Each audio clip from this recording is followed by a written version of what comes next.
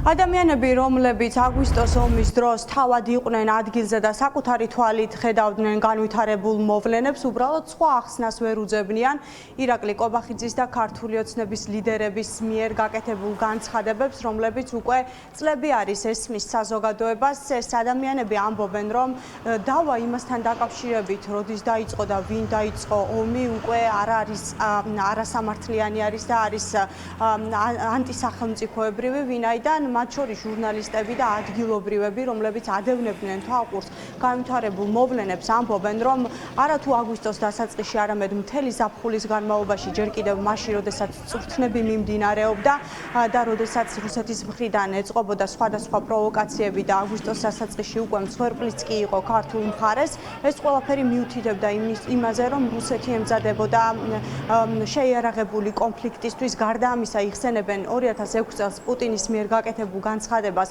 როდესაც ის ამბობს, რომ მას აქვს საკუთარი გეგმები და იცის რა უნდა გააკეთოს საქართველოსთან დაკავშირებით. ამ ყველაფერს იხსენებენ და ამბობენ, რომ როდესაც საქართველოს მაინც ადანაშაულებენ და იმჟამინდნენ ხელისუფლებას აგვისტოს ომის დაწყებაში ქართული ოცნების წევრები, ეს ყველაფერი ნიშნავს არა მხოლოდ იმას, რომ ანტისახელმწიფოებრივ განცხადებებს აკეთებს ქართული ოცნება, არამედ ამ ყველაფერმა შეიძლება გამოუსწორებელი ზიანი მიუტანოს ქვეყანას და სწორედ ასე მოხდა მაგალითად კოსოვოს დამოუკიდებლობის აღიარებაც სხვადასხვა ქვეყნების მიმართ და შესაძლებელია კოსოვოს მაგალითი საქართველოსთვის რამდენიმე ნაბიჯში იყოს. ჩემთვის პირადად არის ძალიან დამთრგუნველი ამ განცხადების მოსმენა, რადგან მე 2008 წელს აი აგვისტოს ომის პერიოდში მუშაობდი 24 საათში და როგორც ჟურნალისტი წავედი ომის გასაშუქებლად, რამდენიმე დღე დავრჩი იქ და ყველაფერი აბსოლუტურად რაც კი ვითარდებოდა, ჩემს თვალწინ ხდებოდა. ყოველ დღე მოდიოდა ამბავი, ახალი ამბავი, რომ ეს აფეთქდა, ეს დაიწვა, სოფელში იქ სადღაც აი ეს ადამიანებს თავს დაესხნენ. ეს ყოველდღიური ამბები იმდენად გახშირდა და იმდენად ინტენსიური ხასიათი მიიღო, რომ მე პირადად მქონდა განცდა, რომ ეს აბსოლუტურად ვერ გადარჩებოდა მშვიდობიანად და რაღაც ძალიან დაძაბული მოჰყვებოდა. ქვეყნის ინტერესი არის დაზიანებული იმით, როდესაც ჩვენ ვამბობთ, რომ ჩვენ ვართ დამნაშავეები ომის წამოწყებაში. ეს გარდა იმისა, რომ ქვეყნის ინტერესის ღალატია, ეს არის დიდი ტყვილი. მე ამ განცხადების შემდეგ მახსენდება ერთი ჩვენი ძალიან ცნობილი ანტაზა. პაპის ნაჭამმა წყემალმა შვილიშვილს მოსჭრა კბილიო. ასეთი გამოთქმა გვაქვს და გვაქვს მაგალითი საერთაშორისო პრაქტიკაში, ეს არის კოსოვოს მაგალითი. კოსოვო მას შემდეგ გახდა ბევრი სახელმწიფოს მიერ აღიარებული სახელმწიფო, რაც დადგინდა, რომ ის იყო აგრესიის მსხვერპლი.